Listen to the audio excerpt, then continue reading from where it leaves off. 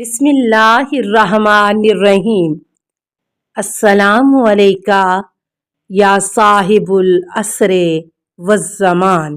آپ کے اصحاب اور راویوں میں علی بن محضیار، احمد بن ابی نضر بزنتی، زکریا بن آدم، محمدین اسماعیل بن بزی، حسن بن سعید اہوازی، عبدالعظیم حسنی، ابراہیم بن ہاشم کمی، زکریا بن آدم اور احمد بن محمد برکی خاص طور پر قابل ذکر ہیں۔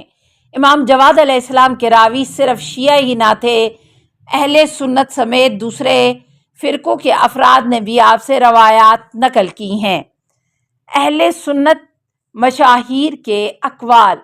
مامون اور معتصم کے زمانے میں امام جواد علیہ السلام کے مکالمات و مناظرات علماء کو درپیش پیچیدہ فقہی مسائل کے حل میں معمد و معاون ثابت ہوتے تھے اور شیعہ اور سنی علماء کے اعجاب اور تحسین کا سبب بنتے تھے۔ چنانچہ اگر وہ ایک طرف سے شیعہ نے اہل بیت کے امام تھے تو دوسری طرف سے اہل سنت کے علماء نے بھی ان کی علمی عظمت کی تصدیق کی ہے اور آپ کی علمی شخصیت کو ممتاز گردانا ہے۔ یہاں ہم نمونے کے طور پر چند مشاہیر اہل سنت کے اقوال ذکر کرتے ہیں۔ نمبر 1، صبت ابن جوزی۔ امام جواد علم تقوی، زہد و بخشش اور جود و سخا میں اپنے والد کی راہ پر گامزن تھے۔ نمبر 2، ابن حجر حیتمی۔ مامون نے انہیں اپنے داماد کے طور پر منتخب کیا کیونکہ وہ کم سنی کے باوجود علم و آگاہی اور حلم و بردباری کے لحاظ سے اپنے زمانے کے تمام علماء اور دانشوروں پر برتری اور فوقیت رکھتے تھے۔ نمبر 3، جاحظ عثمان معتزلی۔ وہ سب عالم و زاہد، عابد و شجاع اور کریم و سخی اور پاک و پاکیزہ ہے۔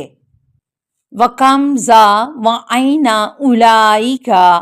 أُولَئِكَ وَاللَّهِ الْأَقَلُونَ عَدَدًا وَالْأَعْظَمُونَ عِندَ اللَّهِ قَدْرًا يَحْفَظُ اللَّهُ بِهِمْ حُجَّجَةً وَالْبَيِّنَاتِ حَتَّى يُودِعُوهَا نُظَرَاءَهُمْ وَيَزْرَعُوهَا فِي قُلُوبِ أَشْبَاهِهِمْ هَجَمَ بِهِمُ الْعِلْمُ عَلَى حَقِيقَةِ الْبَصِيرَةِ وَبَاشَرُوا رُوحَ الْيَقِينِ وَاسْتَعْلَنُوا مَا اسْتَوْعَرَهُ الْمُتْرَفُونَ وَآنِسُوا بِمَا اسْتَوْحَشَ مِنْهُ الْجَاهِلُونَ وَصَاحِبُ الدُّنْيَا بِأَبْدَانِ أَرْوَاحُهَا مُعَلَّقَةٌ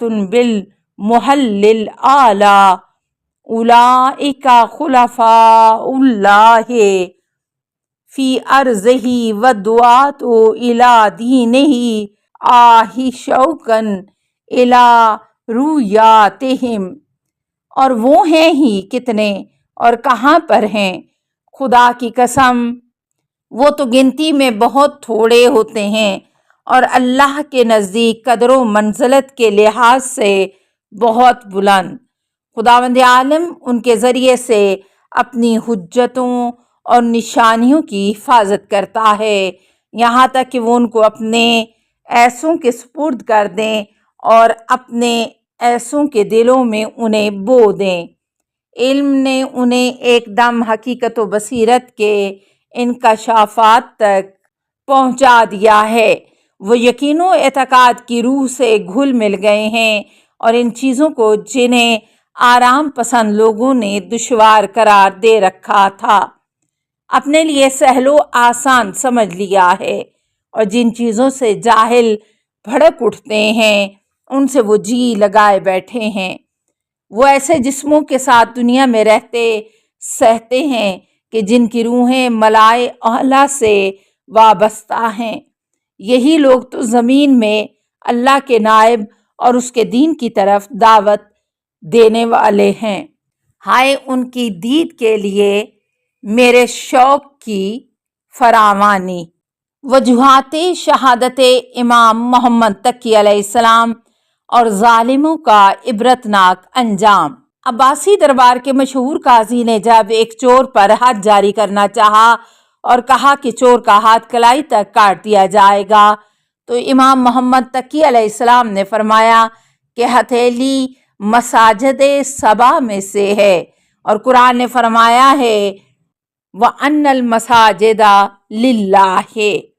چنانچہ ہاتھ کلائی سے نہیں کاٹا جا سکتا بلکہ انگلیاں کاٹی جائیں گی تاکہ نماز کے سجدے میں نقص نہ ہو۔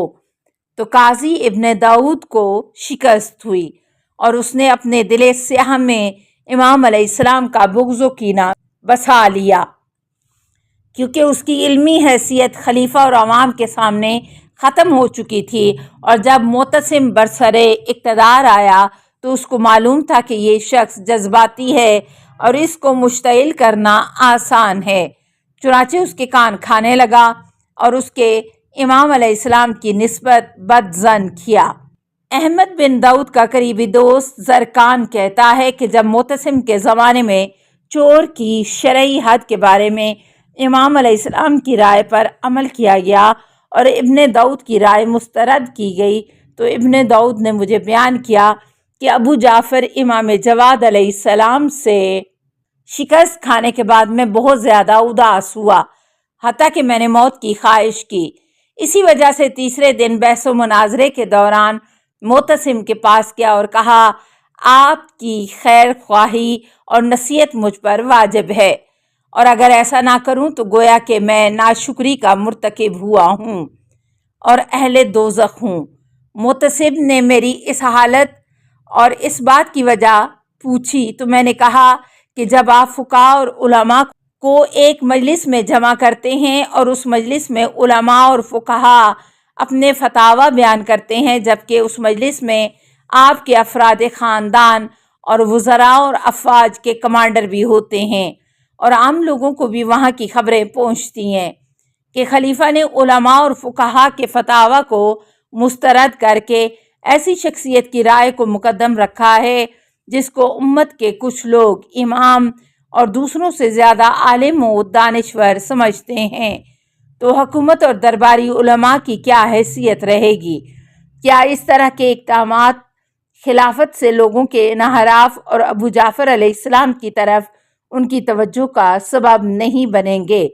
جذباتی عباسی بادشاہ جس کو معلوم نہ تھا شاید کہ ابن داؤد دوزخی ہونے کے خوف سے نہیں، حسد کی وجہ سے خود بھی اہل دوزخ بن رہا ہے اور اس کو بھی قطعی طور پر دوزخی بنا رہا ہے، اس کے چہرے کا رنگ بدل گیا اور کہنے لگا جزاک اللہ ان نصیحتک خیرن، خدا تم کو اس خیر خواہی پر جزائے خیر دے۔ اور یوں مناظرے کے 4 روز بعد امام جواد علیہ السلام ام فضل کے ہاتھوں شہید ہو گئے۔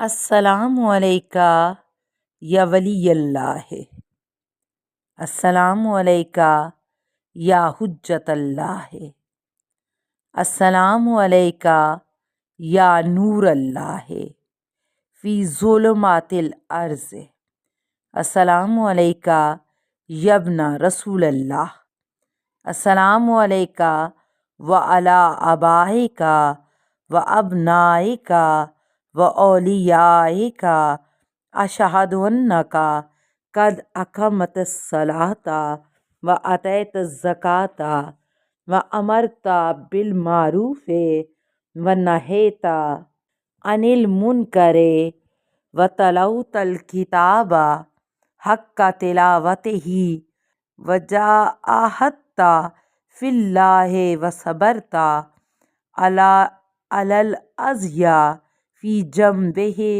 حتی اتاک الیقین، اتیتک زائرا عارفا بحقک موالیا لاولیائک معادیا لاعدائک، فاشفع لی عند ربک ورحمۃ اللہ وبرکاتہ۔